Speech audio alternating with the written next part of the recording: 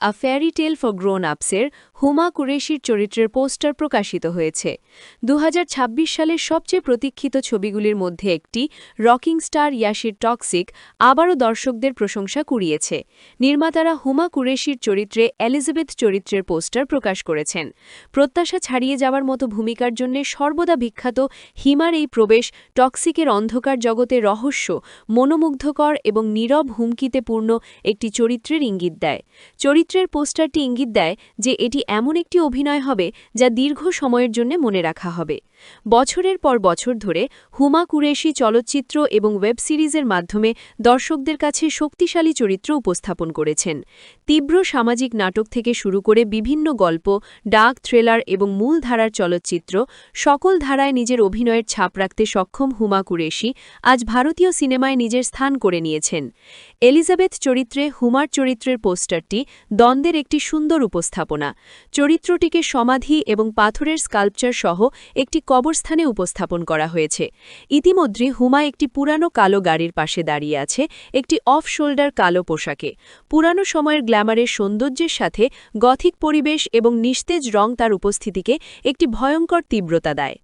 আগে কখনো না দেখা এমন একটি ভূমিকায় হুমা এলিজাবেথকে চিত্রিত করেছেন, যা শান্ত এবং সুন্দর দেখালেও তার ভেতরে লুকিয়ে থাকা অন্ধকার শক্তিকে প্রতিফলিত করে।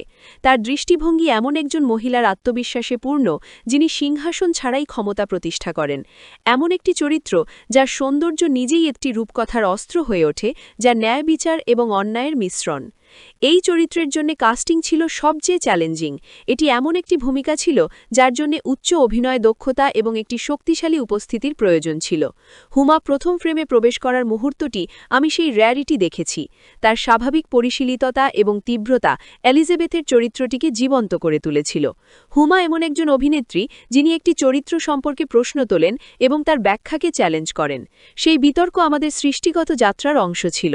তিনি সর্বদা একটি পাওয়ারহাউস প্রতিভা ছিলেন, তবে এই অভিনয় তাকে সেলুলয়েডে একটি নতুন শক্তিশালী উপস্থিতি হিসেবে চিহ্নিত করবে।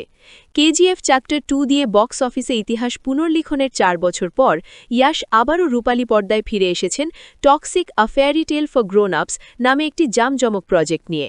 ছবিটি ঘোষণার পর থেকেই বিভিন্ন ভাষায় চলচ্চিত্র জগতে ব্যাপক আলোড়ন তৈরি করছে। ইয়াশ এবং গীতু মোহনদাস রচিত টক্সিক দ্বারা পরিচালিত হয়েছে গীতু মোহনদাস। কন্নড় এবং ইংরেজিতে সমজাতি চিত্রায়িত এই ছবিটি হিন্দি, তেলেগু, তামিল এবং মালায়ালাম সহ বেশ কয়েকটি ভাষায় ডাবিং করা হবে।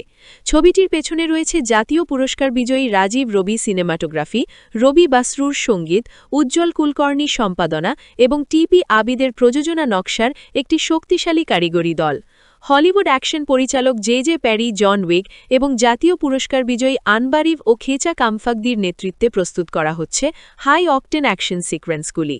ভেঙ্কট কেভিএন প্রোডাকশনস এবং মনস্টার মাইন্ড ক্রিয়েশনসের ব্যানারে নারায়ণ এবং ইয়াশ দ্বারা প্রযোজিত Toxic a fairy tale for grown ups 19 March 2026 তারিখে ঈদ, উগাদি এবং গুড়ি পাদ্দোয়ার উৎসবের সাথে মিল রেখে দীর্ঘ সপ্তাহান্তে বিশ্বজুড়ে প্রেক্ষাঘরে জামজমক মুক্তির জন্য প্রস্তুত। পিআরও প্রতীশ শেখর। দর্শক, আরও আপডেট পেতে চ্যানেলটি সাবস্ক্রাইব করুন।